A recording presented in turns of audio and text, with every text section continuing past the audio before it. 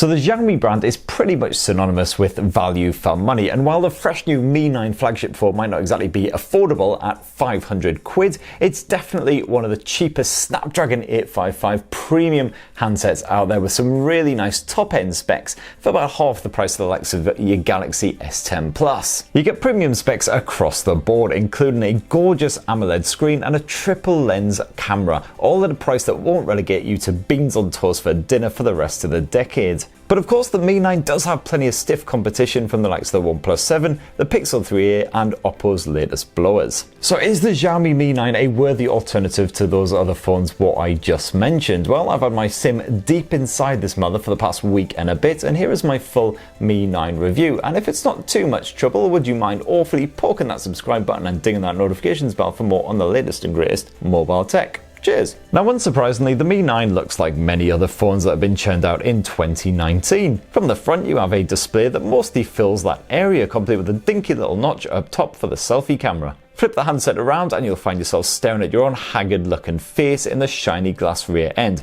and wondering where it all went wrong. Of course, that mirrored glass does smudge up a storm when you actually dare to touch it. The dark finish on this model here does help to mask the worst of it, but even then I'd still give it a buff rating of 20, meaning you'll have to buff it on your pants or your jacket or whatever at least 20 times a day to get it looking all nice and shiny again. And frankly, the other two coloured models on offer are a lot more interesting than this rather bland version. Still, that curvy finish makes for quite a comfortable grip, although this is still a beast of a blower, so general two-handed use is advised. Thankfully, Xiaomi hasn't ditched its simple one-handed mode though for those trickier times. You don't need to worry if you are a bit of a butterfingers though. I fumbled the Xiaomi Mi 9 plenty of times over that past week, and it's had several interactions with hard and, shall we say, jagged surfaces, and so far the worst damage it's sustained is a few teeny tiny little nicks, mostly around the corners there, a couple of tiny little ones on the screen up at the top as well. But considering there's no screen protector pre-installed in there, that Gorilla Glass 6 panel has held up very nicely indeed.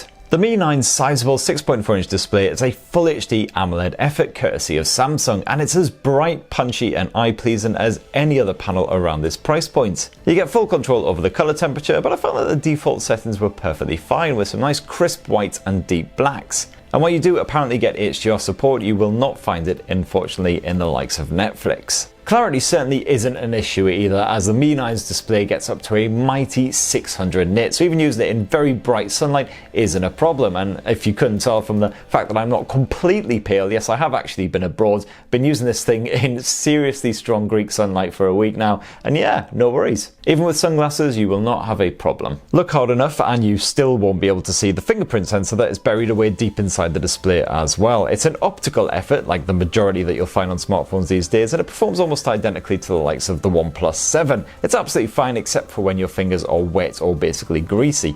On the audio front, you do not get any headphone port action here on the Mi 9 unfortunately, but the wireless support is as good as you'd expect, with full Bluetooth 5 and a bit of aptX HD on offer as well. There's no stereo speaker arrangement here when you're enjoying a bit of media, unfortunately, just that bottom mounted speaker right there, but it's pretty damn loud if not particularly hot on the quality front. Overall, the MiUI 9 is shaping up to be a case of great hardware, but unfortunately, distressingly, the software is not quite so capable. MiUI still really isn't much fun at all in this 10th incarnation. Now, I do try and stick with the standard overlay whenever I review a smartphone just to get the full natural experience, but I've got to say, MiUI is about as much fun as ironing your undercrackers while you're still wearing them. It's a real shame, especially when the likes of ZenUI and even Sony's recent smartphones are offering a much more stock Android experience. In the end, I relented and I swiftly stuck on a bit of Nova Launcher to keep my temples from throbbing too hard, and this does solve quite a few of the problems, like making everything looking neat and actually adding an apps tray, thank the baby Jesus.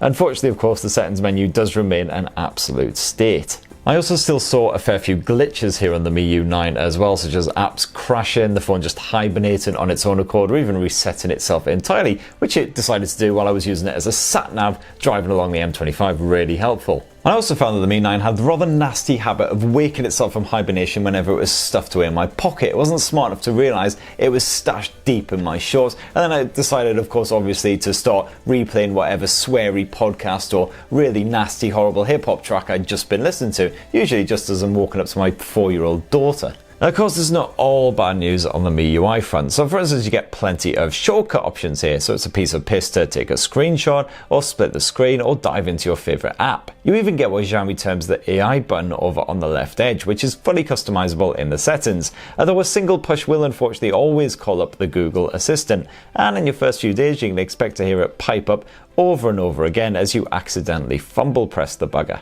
Now, I already said it back towards the very start of the video, but in case you're like mindlessly skipping through this for whatever reason, the Xiaomi Mi 9 is one of the most affordable devices to pack Qualcomm's mighty Snapdragon 855 chipset right now. I've already gone on in great length about the Snapdragon 855 in various other videos, including my full coverage of the platform itself back in December, so go check that out for all you need to know. But all you really need to know is the fact that the Xiaomi Mi 9 is super nippy no matter what you're up to. Even if you're well into gaming, for instance, the likes of PubG Mobile plays with an absolutely perfect frame rate, no worries whatsoever. Unfortunately, the 3300 mAh battery isn't as capacious as some rivals from the likes of Huawei and Honor, and you definitely don't get the same peace of mind when you're glued to this thing all day. Occasionally with the Mi 9, I just about scraped by using the battery saver mode and definitely experienced a couple of brown trouser moments trying to complete a message before that final trickle of juice was finally eaten up. And that's without the likes of the always on display option enabled as well. And the Mi 9 does support the likes of Quick Charge 4.0, but rather stingily you will have to provide your own compatible adapter, as the one bundled in Xiaomi's box